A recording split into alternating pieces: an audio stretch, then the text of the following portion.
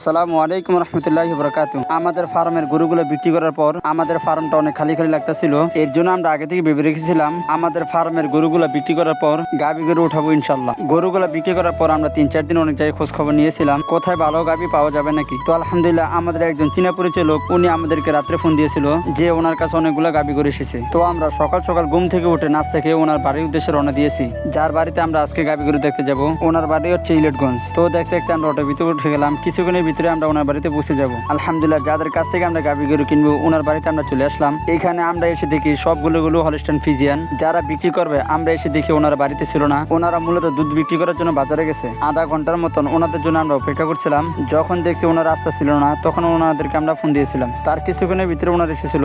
তাদের সাথে আমাদের কথা মিল হয় না দেখি ওনাদের গরুগুলো আমরা কিনতে পারি নাই। তারপর আমরা সেখানে অন্য আরেকজনের গরুগুলো দেখতে গেলাম। তো আলহামদুলিল্লাহ এখানে এসে আমাদের অনেকগুলো গরু পছন্দ হয়েছিল। তার ভিতরে আমাদের সবচেয়ে পছন্দ হয়েছে লাল গরুটি। আমাদের কাছে এই গরুটা মুন্ডি মনে হয় এবং জার্সি মনে হয়, কিন্তু আমরা এটি শিউর না এটি কোন জাতের গরু যদি আপনাদের জানা থাকে তাহলে অবশ্যই আমাদের কমেন্টে বলে দিবেন। আমাদের কাছে মনে হয় এটি মুন্ডি আর জার্সির করস। তো আলহামদুলিল্লাহ ওনাদের সাথে আমাদের দরদাম মিল হওয়ার কারণে আলহামদুলিল্লাহ ওনাদের কাছ থেকে আমরা দুটি গরু নিয়েছি।